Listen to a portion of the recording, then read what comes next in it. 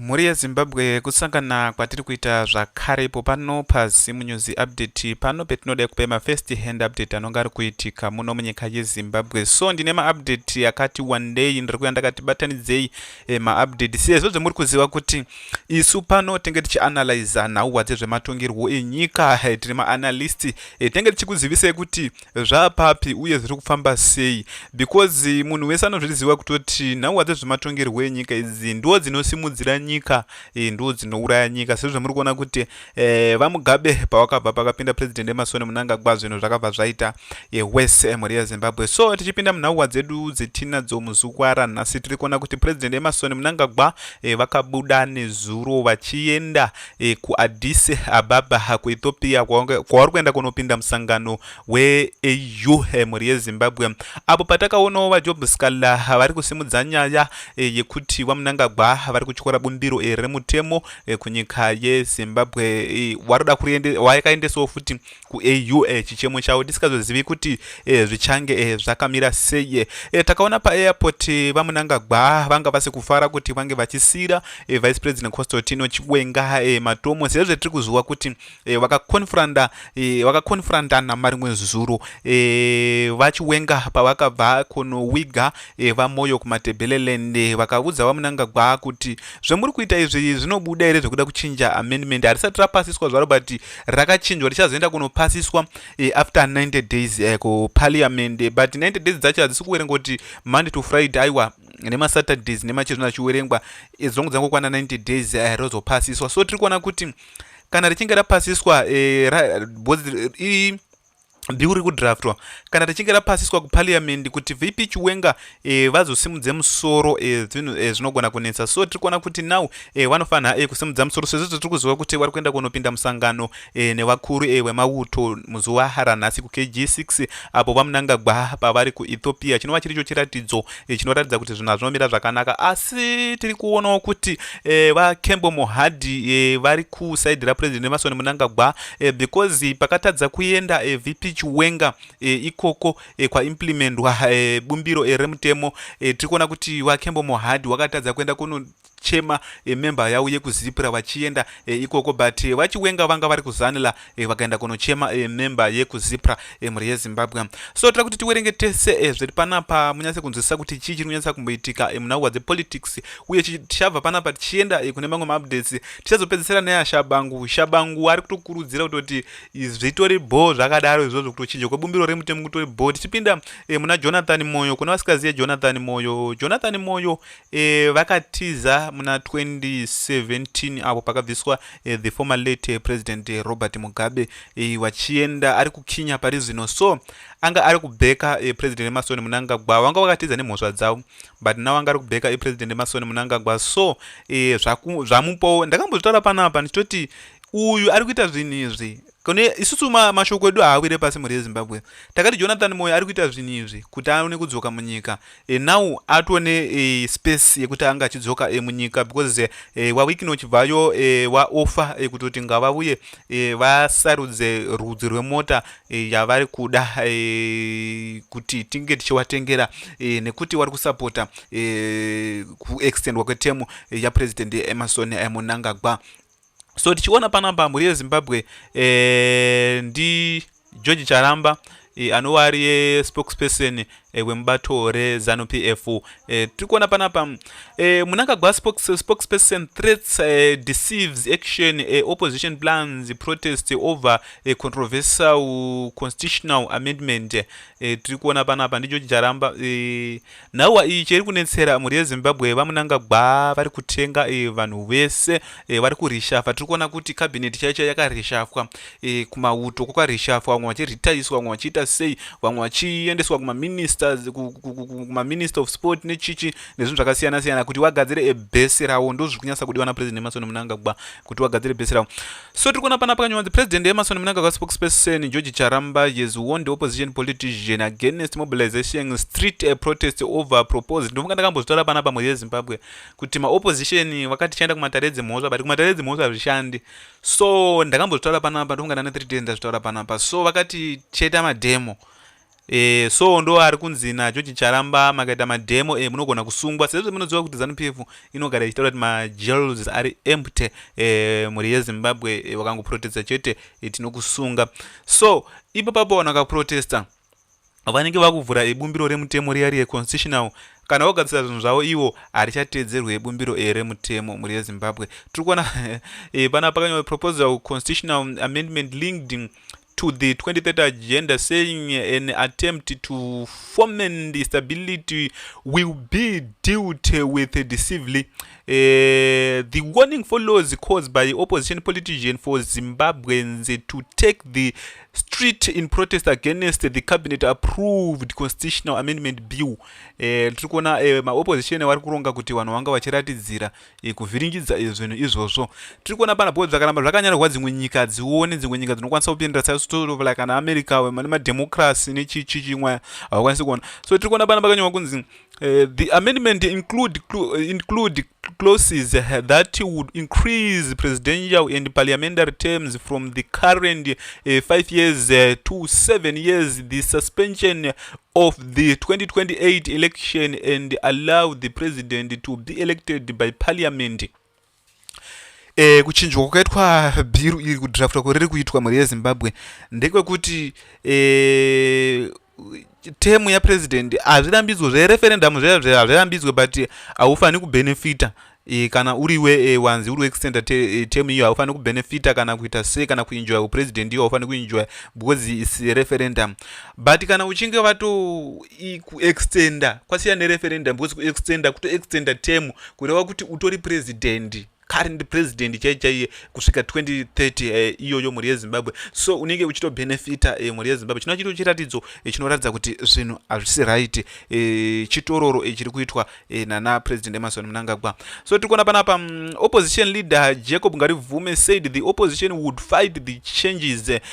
We are launching strategic legitimacy in the courts in response to the cabinet approval. We are fighting in parliament to ensure that we raise the third to stop the bill, and most importantly we are calling on Zimbabweans to get into the street to exercise our constitutional rights to protest against these illegal constitutional changes. Ngarivume said takambotora pana panonga pane 4 days ago titoroti opposition vakati tichazoenda kumakoti but mashoko akabudiswa na Johnson Timber nezuro vakati takuda kuenda kumatare edzimhosva ekunze. Sezvo tiri kuziva kuti mumatare edzimhosva macho muri kutoreshafwa futi muchiswa vanhu vanyowani vanenge vari under ZANU-PF iyoyo nekutoti muzakana uchingopinda basa uri munhu munyowani zvinenge zvakaoma mhuri yeZimbabwe unongonzota iyo tikudzinga basa iyo chimwani mazviona saka unongo uchitowo chikati zvazvamira tikudzinga basa toda kuisa muchiri chichindona chitauwa maliza.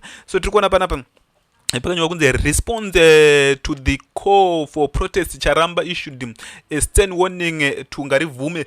Charamba vapo warning ndizo zviripo mufunge that is how things stand and wish for fomenting stability will be met decisively.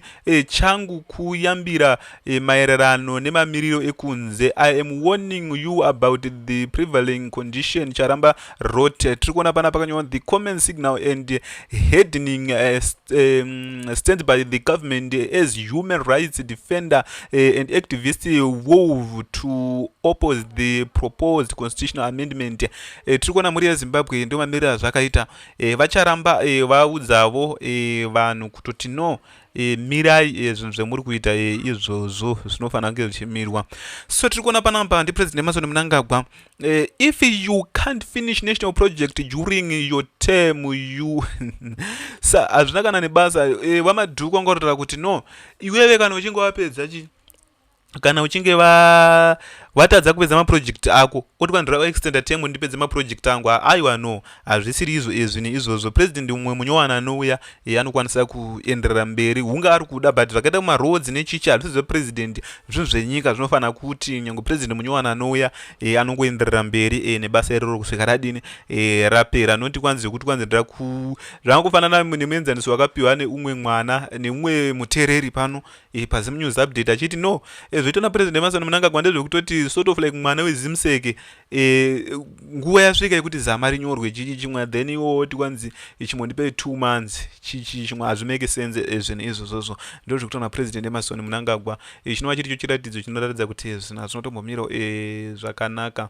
So tiri kuona panapa pane mashoko aripo tiri kuti tiwerenge tese.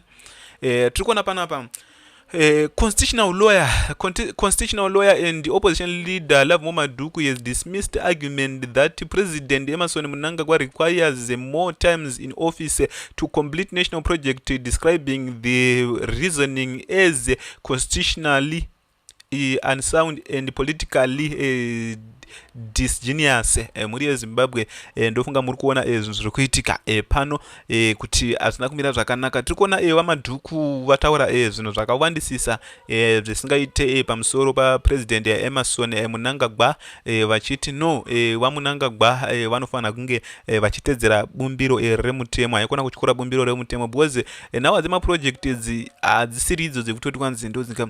Madhuku made the remark during an interview with local online television platforms Citizen Voice network as debate intensifies following cabinet approves of the constitutional amendment bill on Tuesday at a meeting chaired by Mnangagwa. The amendment seeks to extend the tenure of both the president and parliament by 7 years from the current 5. This is despite Mnangagwa repeated public assurance that they would step down at the end of constitutionally mandate second term in 2028.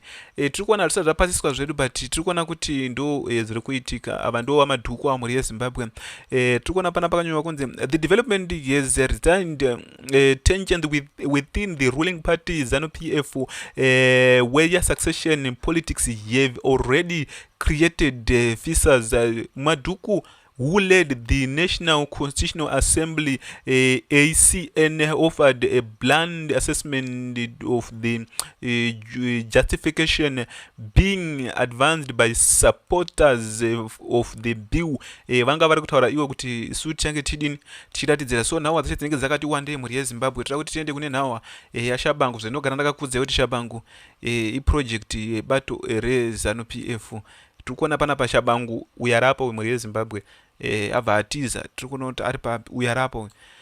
Tiri kuona panapa Shabangu ari kunyora kuti we support intend to motivation of the constitutional amendment bill. Shabangu led the CCC MPs backs Mnangagwa's term extension plan. Shabangu ari kutotiwo ngazvienderere mberi chichi. Zvinhu zvacho mhuri yeZimbabwe, zvinhu zvacho mahwani cheche. The Citizen Coalition for Change legislator led by self-imposed Secretary General Sengezo Shabangu have thrown their weight behind President Emmerson Mnangagwa proposed constitutional amendment bill, brushing aside a concern that the move undermines Zimbabwe's democracy foundation. The bill approved by cabinet earlier this week seeks far-reaching changes to Zimbabwe's 2013 constitutions, including extending the term of parliament and the president of 7 years and overhauling the management of election. It further proposed abolishing the popular vote for president, transferring that power to parliament. Tribuna mhuri yeZimbabwe ndo zviri kuitika pano. At the agenda parliamentary caucus meeting held Thursday at the Parliament building in Mount Abden, 63 out of 70 CCC legislators resolved to support the bill. In principle, 7 MPs were absent. Tiri kuona mhuri yeZimbabwe 7 yo vakatoita absence. Zvinhu zvagona satowanira zvakanaka, vanogona kutodzingwa anytime naShabangu. Handimuri kuzviona. So tiri kuona panapa CCC website Charles Moyo defended the position, saying the proposal could help foster national consensus and long-term stability. Where we are awaiting the full and final text of the bill, in principle, we support the spirit, intent of motivation of the bill tiri kuona ndishabangu ari kudaro mhuri yezimbabwe vari kutaura kuti atomirira nhauwa dzacho idzodzo. The bill correctly captures the changes with the necessary for the building of the national consensus amongst our people, healing division of the past and establishing as basis permanent political invariably economic stability for our country, said Moyo. Moyo also argued that citizens alone are the markers of history and nothing can be done, said they implemented without their full and informed consent. The constitutional law expects that rights defenders says the amendment were a consolidation of exclusive power rather than reform. Muri yeZimbabwe ndofunga muri kuona ndo zviri kuitika. Tauya nema-updates takakubatirai zvinhu zviri kuitika. George Charamba ari kutaura iye kuti kune vanhu vari kuda kuratidzira maopposition vari kuinfluenza vanhu kuti vanga vachiratidzira majeri ana vanhu ana Shabangu varipo pakusapota nhauwa ya2030 agenda iyoyo muri yeZimbabwe. Chinova chiri icho chiratidzo chinoratidza kuti muno munyika yeZimbabwe zvinhu hazvina kumira zvakanaka, especially panhauwa dzezvematongerwo enyika muno muri kupisa. So ndotingati sangane munyuzi dzinotevera.